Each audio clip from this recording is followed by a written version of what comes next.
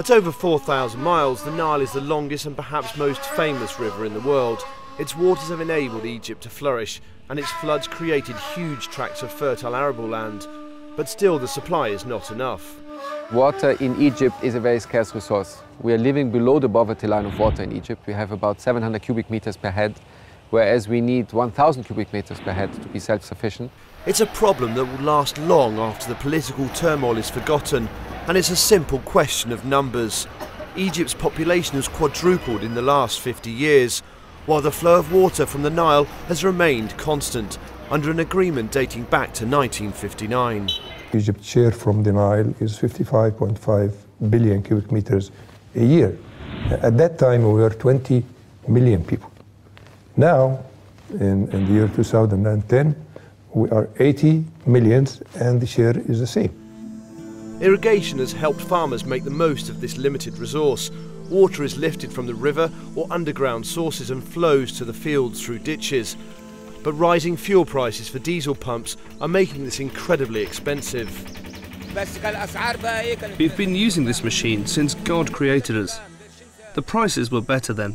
A litre of gasoline used to be 2 piastres 30 or 40 years ago. Today, a litre of gasoline is 2 Egyptian pounds. 100 piastres is equivalent to 1 Egyptian pound. The technique is inefficient, with much of the water seeping back to the river or lost through evaporation. But some farmers are trying new ways to maximise water use. Here they are experimenting with different mulches to reduce evaporation by testing which one helps the soil retain water best. They're also using solar heaters to keep a constant temperature in greenhouses, reducing growing time and thus total water use. But one of the biggest leaps forward has been in modern irrigation techniques. It's very, very important to optimize the use of water in agriculture in particular, because agriculture is taking 80% of our water. We are using drip irrigation, as you can see here at the farm, sometimes, according to the crops, sprinkler irrigation. We are just now working on experiments to introduce subsurface irrigation, which would reduce our water another 10 to 15% if we succeed. The difficulty, obviously, is how to teach our farmers and engineers to manage the water subsoil, so you don't see anything on the surface, which makes it very difficult to estimate, is this enough water or not. The farm has also invested in a weather station, so water requirements can be planned in advance.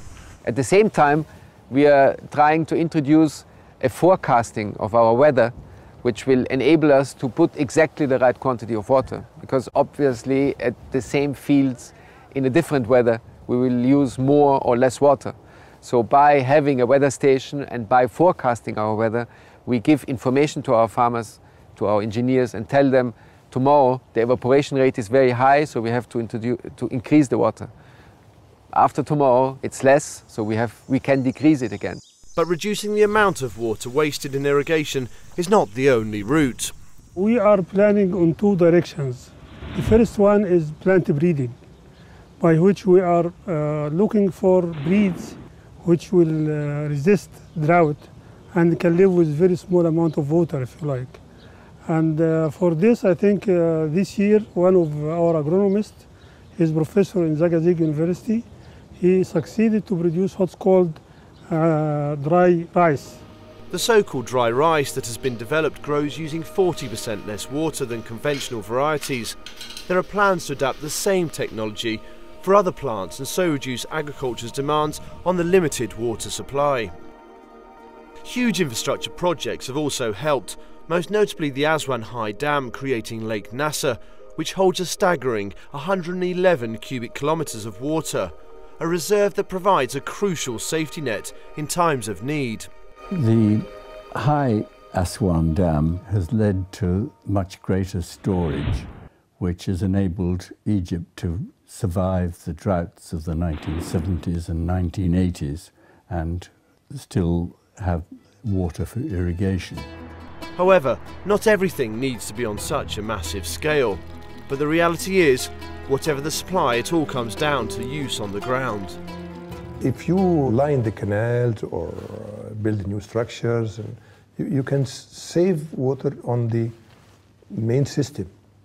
But when it comes to the use on the field, Then it is the question of how the farmers themselves use it. If they don't use it efficiently, then all what you have done in the main system is lost.